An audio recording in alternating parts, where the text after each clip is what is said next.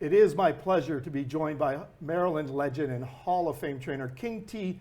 Leatherbury here this morning. Hey King, how have you been? I've been fine, thank you. Hanging in there.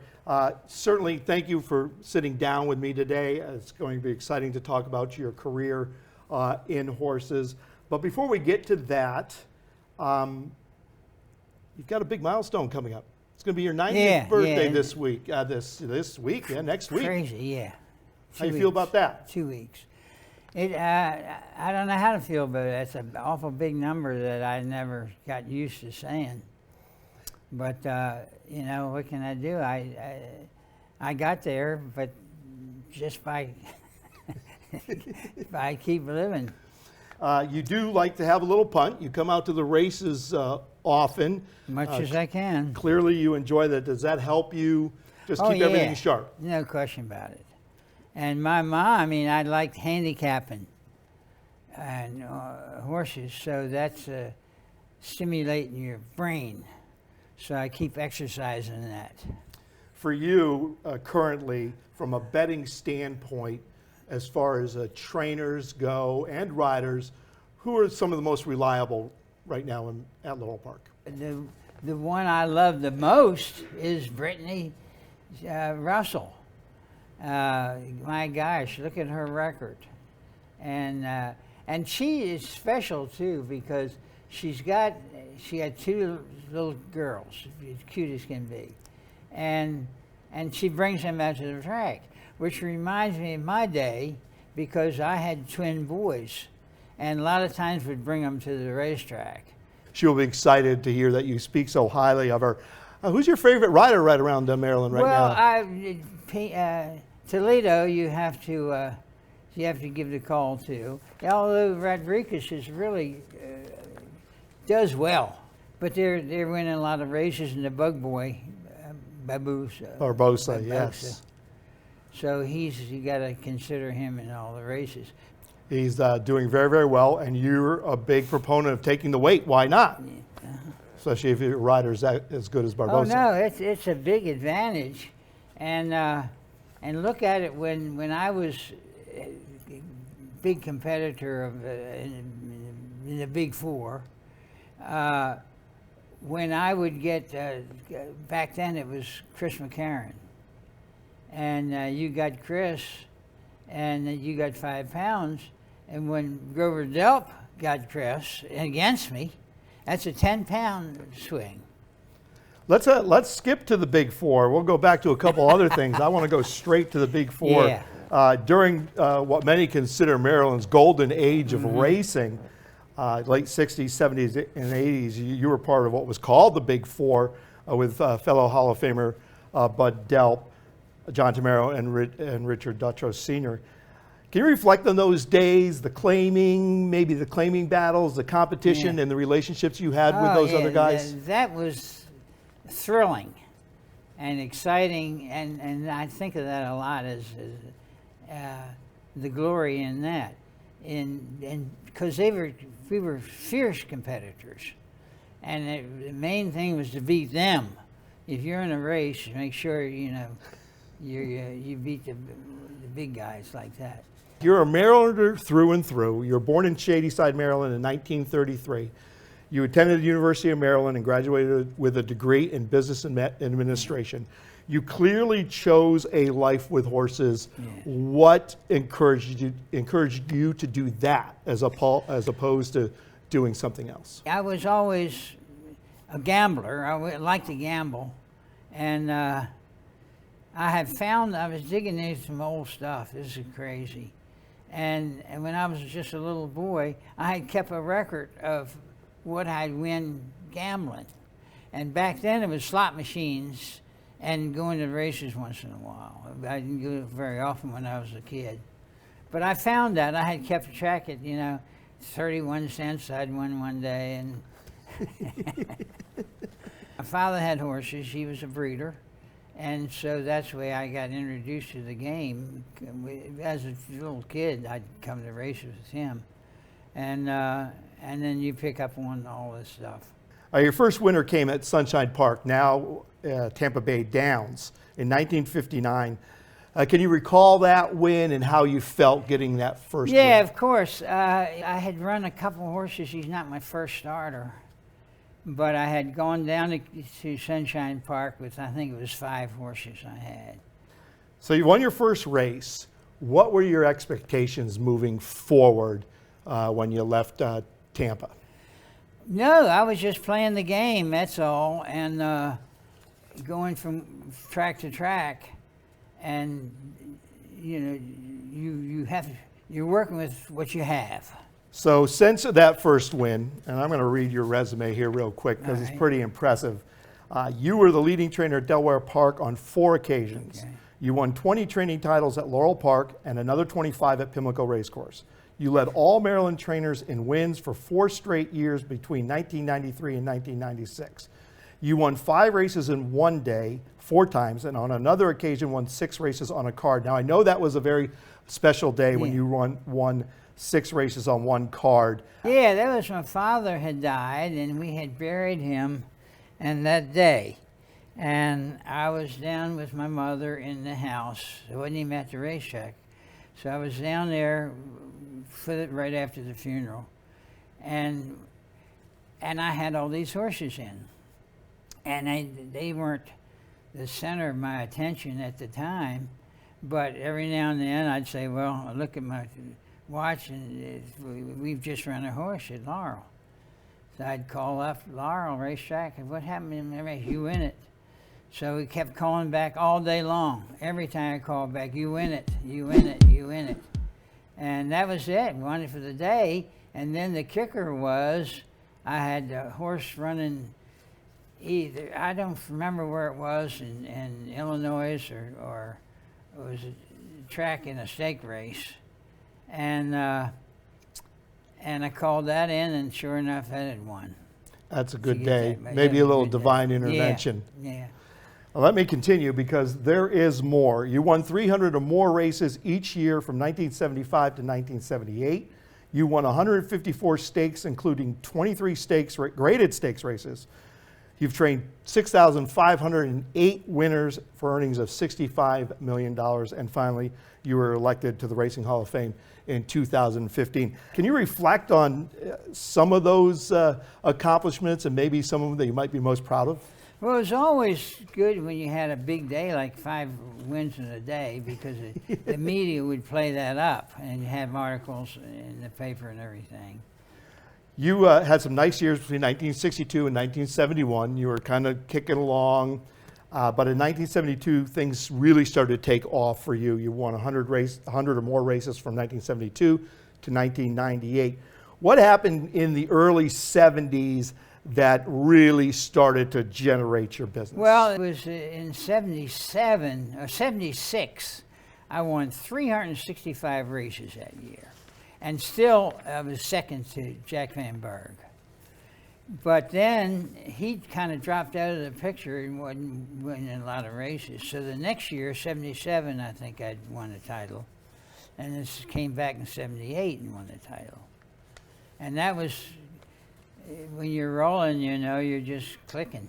We talked a little bit before, and I want to talk about the days when Delaware and Laurel Park and Maryland were, for all practical purposes, a circuit. Right. And you went from Maryland to Delaware. Right. Did you have problems with stalls at all in the early days? At first I couldn't get stalls. I mean, I was okay here in Maryland, but when the end of the season came, it was in the spring. We only raced in the spring and fall. So when summer came, I had to figure I couldn't get stalls at Delaware, where I really wanted to go. So I went to Thistle Downs. And funny, from there, I ventured into a place that probably nobody has ever remembered, Scarborough Downs. Scarborough Downs, Maine. Yeah. So, that was so fun. And you went where you had to go. But then once Delaware started, I was eligible to get into Delaware by having better horses. I was back in the Big 4 day, and we really had something. I even every now and then I'll read about a little segment of something that brings back the Big Four. You mentioned the Big Four, and that was going to be my next question. We talked the other day, and you said that Mr. Delp was always worried about the next young guy to come up that might knock you all off. Yeah, no, he was interested in that, but I didn't think of it. But he was the king for a long time. I'm the first one to knock him off, and then Dutrow started doing good, and Tamara always did well. But it was a competition there that you wouldn't see, and it really it helped Maryland tracks because you had the activity there. You opened up a program, and that's almost every race you'd find one of us in there. Hey, one of the trainers that was coming up during those days was since retired Dale Capuano. Give me your thoughts on Dale, your relationship with Dale. Dale, I like Dale. I consider him a top trainer, a very top trainer, and he's a good guy. In addition to that, if you get to know him, he really is a nice person, and I have great regard for him. Well, you were credited. The Big Four were credited with modernizing flat racing in America. And the he's labeled Bud Delp the first supermarket trainer because he was get so many and turn horses over so much. Right. And so that was, I kind of modeled myself out of him because I really respected him and got to know him well. Let's move to the Hall of Fame. In 2015, you were inducted to the Racing Hall of Fame. Did you ever dream you could be a Hall of Famer? No, because I didn't have those kind of horses. I didn't have horses running in the Kentucky Derby and Preakness and all the Grade 1 races. And no, that limited. My market for a horse was claiming it. And you didn't get a chance to claim any really good horses, for which I ended up doing a couple times. I happened to be at your Hall of Fame induction, and I have to tell you, my eyes were welling up a little bit that day. How were you feeling, and what did you think during that day? That was exciting and throwing me up in the big time. So that was very memorable, and I have good thoughts of that day. It was a very, very big day. Everybody in Maryland was very, very proud of that.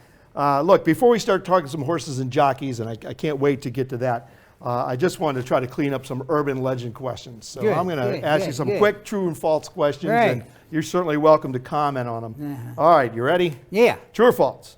You are known for wearing a tie to the races. Was there a time that you wore the clip-on ties? Absolutely did. I started out wearing clip-ons. And it was Larry Bundy was making fun of me all the time. So he ended up teaching me how to make a really good Windsor. True or false? You once ran a horse twice in one day. Absolutely true. And I didn't mean to do it.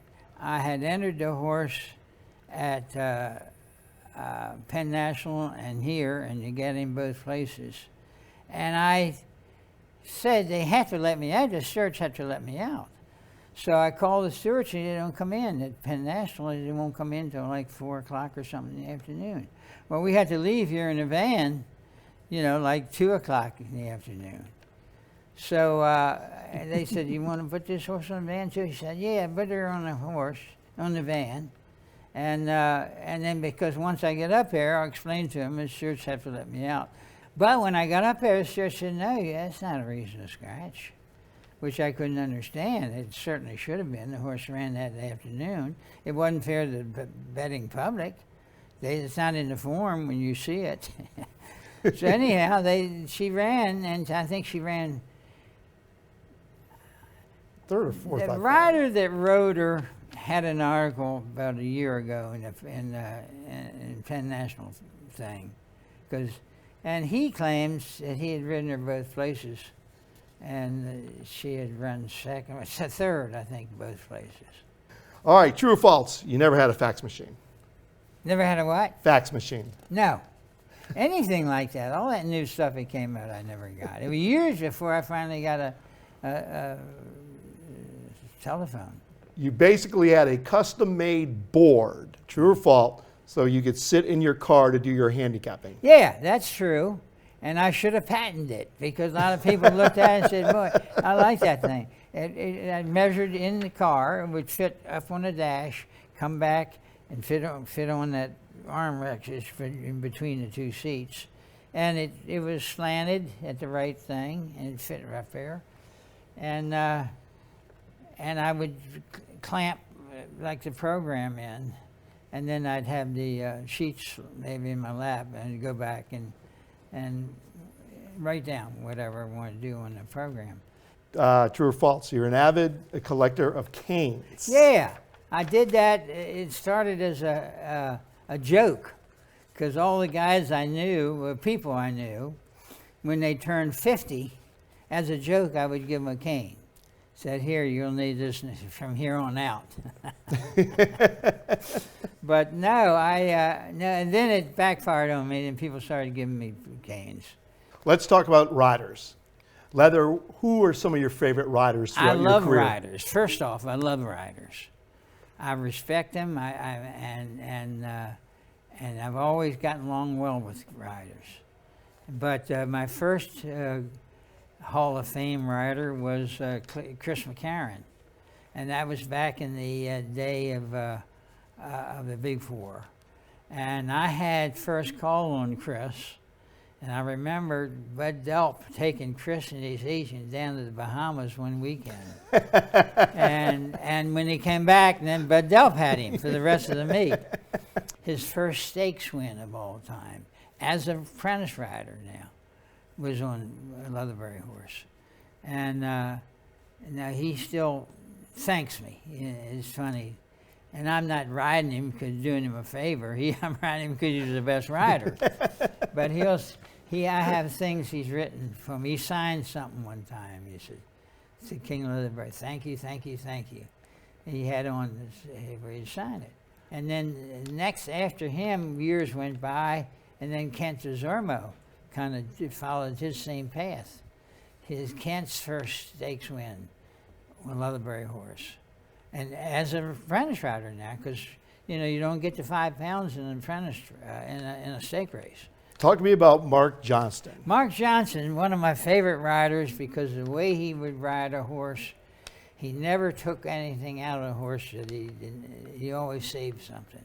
But Mark was remarkable. I mean, he would win and win and win. I liked him because well, I'll go back to Chris McCarron. One time when he won by about 6-7 lengths, and he came back and he was telling me after, he said, oh boy, King's going to be real tickled with this. I said, Mark, this is a claiming race. Chris, this is a claiming race. You know how much more I'm going to have to step this horse up because this horse won by 12 lengths or whatever it was. And he said, no, I didn't think of that. But Mark would conserve your horse, never take any more out of the horse than you needed to win the race. You won 154 stakes, but most of your wins were, as you said, with claiming blue-collar type horses.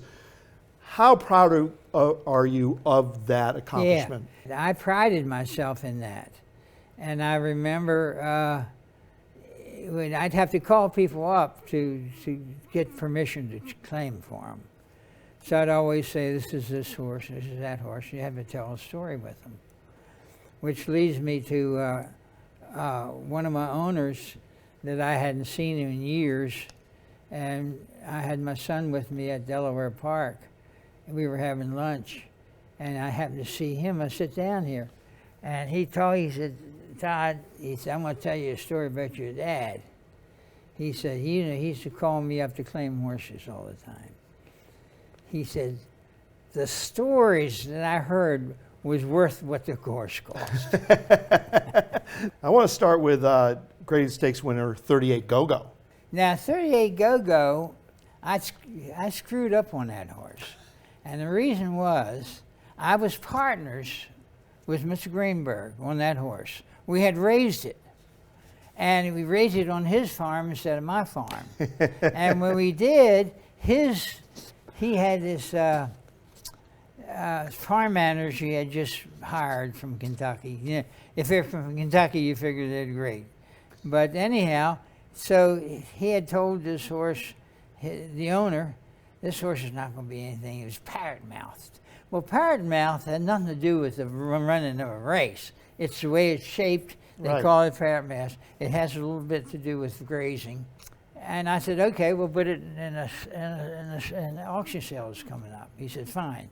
So now I'm selling the horse and knowing that whatever it brings, I'm going to get half back. So I go there. I said, well, I'll buy the horse myself. How can I lose? So I'm sitting there waiting in the sales ring right there at Timonium. And just as I sit down, here comes one of my owners, sits down next to me. And I said, what are you doing here? I come here to buy your horse you're selling. And so now I'm saying, oh, hell, I want to buy that horse. Now, I can't sit there and bid against him. He's putting his hand up, and I'm putting it right next to him. I should have said, well, look, we'll go partners on the horse. And then that was, I can't lose on that. I'm selling the horse, but I'm getting half the price, and I'm just changing partners. Sure. So that's what I should have done. Your Grade 1 winner, taking risks. Taking risk was a unique story in that I like that horse, and I'm using my figures to handicap. And every time I look at this horse, he has these super numbers. And I'm saying to myself, I can't claim him though. He belonged to a friend of mine, Chuck Stancer, his name was. And I liked the guy a lot, but for some reason, he couldn't train. His horses wouldn't run well. So anyhow, then he lost the horse. Good. Now he don't own the horse. Now I can claim the horse. Pino's a trainer named Pino. So he claims the horse, and later he tells me about the horse. He said, I knew. He had told his owner. The owner, what you going to do? He said, we're going to run it back for whatever it was, $25,000. And the owner says, good. He said, no, but he said, I'm going to tell you, I think King Leatherbury is going to claim the horse. He called the shot, not only telling somebody you're going to lose your horse, he's naming the guy that's going to claim it. So I got him for Baird Brittingham. He was the owner, claimed him for. And he went on and just win. He was a horse of the year in Maryland, and he win. And he won I don't know if it was my first, but I've only had 2 Grade 1 winners. And that was one of them. Let's talk about I Am the Gain. You went to the Kentucky Derby. We went to the Derby because we were running second to one of the best horses in the country at that time. And so now I'm stuck. I'm down there and realize that this horse is not going to run a good race. And he doesn't. He might even run last. Let's talk about Ah Day. He was a graded stakes winner. Ah Day, I loved that horse. I liked him when he was in the barn. He was the man. You knew that. He was the boss of the barn. And he was a tiger. He went out on the track and he looked like, boy, a prize fighter that's, going to win the title. So let's talk about Ben's Cat. That was Ben's Cat Doug Leatherman. was the most remarkable horse I'd ever seen. 44 second half mile. Rocket Heat is the leader. Rocket Heat up top, spring to the sky. Ben's Cat surging late. Can Ben's Cat get there? Here comes the Cat. The Cat surges through. Oh, 2016 is the year of the Cat. He was unbelievable. And now I didn't start out that way. He started out, I did a full, I ran him for maiden 20,000. Which was safe, because the dam hadn't done anything and the sire was unknown. And but the big mistake I did, looking back on it, I stepped him up to 25 and ran him 25 his second start. That was really a shot I could have lost him. 32 times he went to the winner's circle, 26 times in stakes, and $2.6 million in earnings. How much fun was it having Ben? Yeah, it was a glorious thing. He was glory. And I had fun just hearing the applause that he would get coming over to the paddock. And I'd never had a horse that did that. Or when he won a race, and you're in the paddock with him, and all the people are surrounding him, is cheering for him and everything, and tears would come to my eyes. And it's so sad his ending was he had given him to a woman. That's a story in itself. She calls me up. She says, "Well, I love that horse." She says, "When you're finished with him, I'd be glad to take him down here to Kentucky. I got a beautiful farm in Kentucky, and we'd be very proud to have him spend his days down here." And so when I decided to stop him, I called her up. She answered the phone. I said, "This is a phone call you've been waiting for 2 years." She said, 2.5 years. And that night we were standing, my assistant called me up, said, "Boss, he don't want to get on the van." I said, "You can't encourage him." He said, "No." He said, "I don't want to get tough with him, you know. I don't want to make him go." But he said he don't want to go.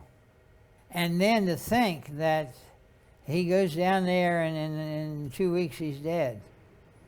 So that was really something to think about. And was he trying to tell us something? Or, I don't really believe that, but you know, it kind of looks that way. He was brought back to Maryland. Yeah. He's buried outside the Laurel Park That's paddock. where he is. You can go down It was a big celebration of Yeah, his big life. Tell me celebration. about that day.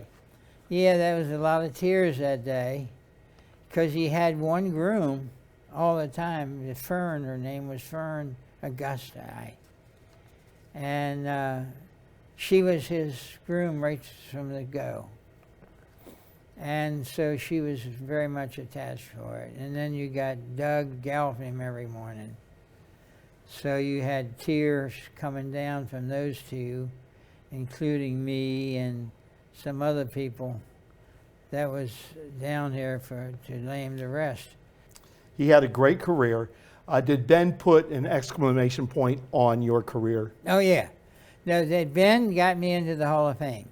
There was no way I was going to get in the Hall of Fame without Ben. How has the game changed since you started in 1959? Well, one thing, that it's so much more claiming now. Claiming is the name of the game in a lot of cases. You know, the Big Four, that's all we did is claim horses. I mean, I kind of think no record's been made, but I probably think I've claimed more horses than anybody. We don't get the crowds except on the big days that we used to at No, the but races. see, Is and that a I hear concern? that all the time. Right. People say, "Look at all those states. You walk in here, nobody's here." But it doesn't matter, because what finances the game is people betting. And they're betting from the house, betting on their phones, betting from different parlors around. So that's where it's safe, and that's where it will go on, because that's where the money comes from. Finally, Leather, what would you like your legacy in the sport of horse racing to be? I'm glad you asked that, because I had one guy ask me the same thing. He was doing a thing on me. That's what he asked me. He said, "What did you want people? What do you be noted for?" And I said, "Winning races." That's which is true. I had the champion Port Conway Lane that won 52 races, set a record. 52 races he won. He won one stake race. He was a remarkable horse, and only that he just lived so long. He was an old horse, and he changed hands a couple of times. And people say, "Well, I claimed him back. What do you want him back for?" I says, "I want to be the owner of the 50th win." 50 races is certainly a lot Yeah. of races And for then a he horse. ended up winning 2 more. So he ended up winning 52 races. Has the horse changed since then? Has Well, the game changed, the way we run the game? Yeah, What do you think? Well, the thing is, well, if you're good bred, you get retired to stud before you win too many races. But if you're a good horse, and it depends on the owner as to whether he wants to keep running the horse. But it's generally elements, of course, will stop a horse rather than anything else. And a horse is it's just like a horse is an athlete, just like a football player is. Baseball players break their arms, break their legs, and so naturally it's the same thing for animal athletes. I know that they're fantastic athletes. The jockeys are fantastic athletes, and it's a beauty to watch them. It's certainly been a great game. Leather, I can't thank you enough for spending this time with me. My pleasure. It's just been a blast. This is not time. This is enjoyment for me because I'm going back in years. That's what I have to do. I can't go forward in years. Well, you want to go forward in years, Big Daddy. We'll just think about the other leader. Yeah, as much as I can. But it's not the same as being there and doing it. Well, we'll do it again soon. King T. Leatherbury, all hail the king.